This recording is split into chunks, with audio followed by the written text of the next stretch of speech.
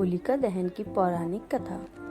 होली की हार्दिक शुभकामनाएं। होली त्योहार मनाने के पीछे हिरण्यकश्यप और उसकी बहन होलिका की कथा अत्यधिक प्रचलित है।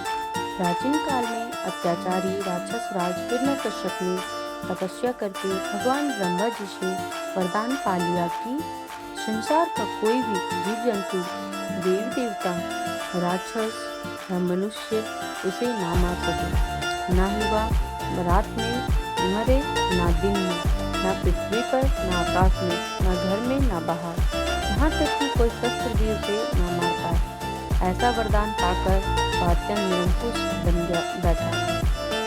हिरण्यकश्यप के यहाँ प्रहलाद जैसा परमात्मा में अटूट विश्वास करने वाला भक्त पुत्र पैदा हुआ। प्रहलाद भगवान विष्णु का परम भक्त था और उस पर भगवान विष्णु की कृपा दृष्टि थी।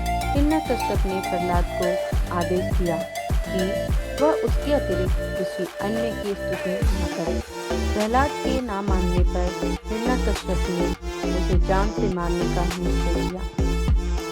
उसने प्रहलाद को मारने के अनेक उपाय किए, लेकिन प्रभु कृपा से वह बचता रहा।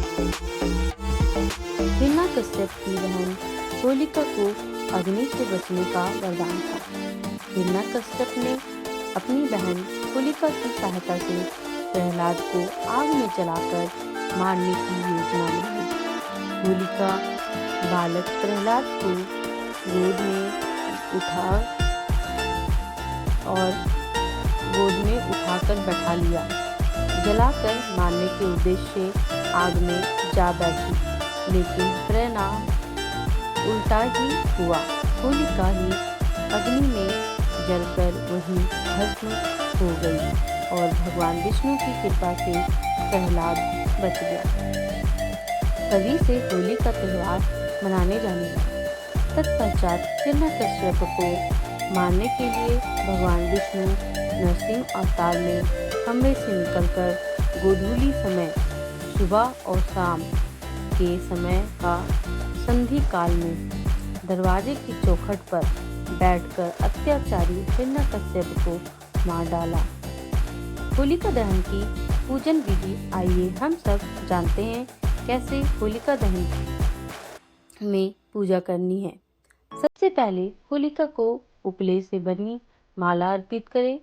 अब रोली, अक्षत, फल, फूल, माला, हल्दी, मूंग, गुड़, गुलाल, रंग, सतनाजा, गेहूं की बालियां, गन्ना और चना आदि चढ़ाएं। फिर होलिका पर एक कलावा बांधते हुए 5 या 7 बार परिक्रमा करें। होलिका दहन में क्या डालना चाहिए आइए हम सब जानते हैं। इसलिए होलिका दहन में आप भुट्टा, दाल, चावल, गेहूं आदि जैसी चीजें होलिका दहन में जरूर डालें।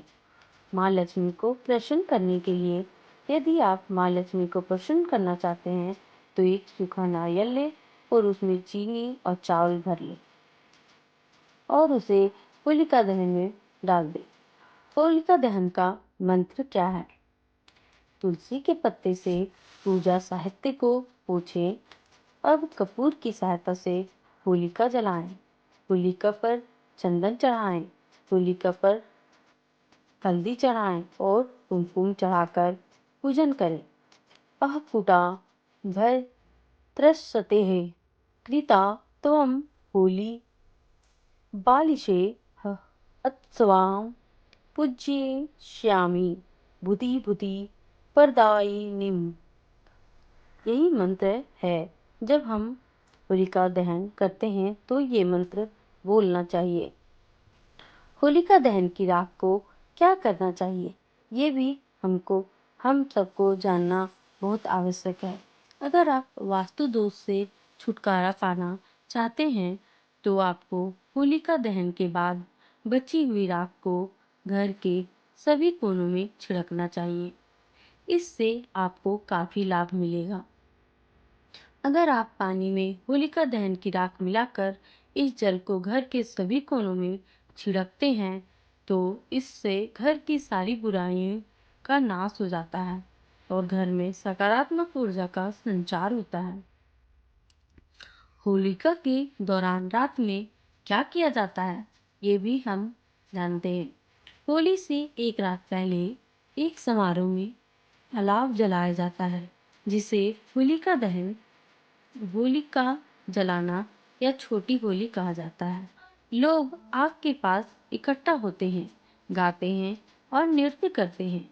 अगले दिन होली मनाई जाती है जिसे संस्कृत में धूली या धूलहेती, धुलंडी या धुलेड़ी भी कहा जाता है।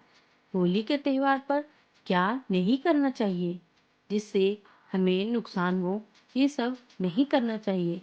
कहा जाता है वास्तुशास्त्र के अनुसार होलिका दहन के दिन पैसों का दान बिल्कुल भी नहीं करना चाहिए।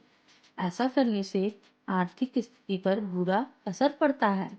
होली और होलिका दहन के दिन सुहागिन स्त्रियों को सुहागन से जुड़े सामान जैसे सिंदूर, आलता, बिंदी, चूड़ी आदि जैसी चीजों का दान नहीं करना चाहिए।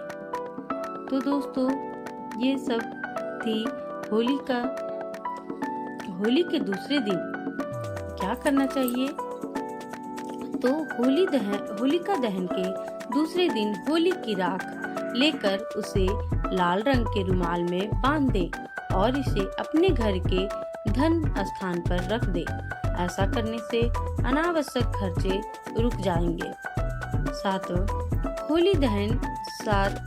होलिका दहन के दिन गोमती चक्कर लेकर 7 परिक्रमा आने की करनी चाहिए। लेकर शिवलिंग पर चढ़ाने से ही व्यापार में लाभ मिलता है।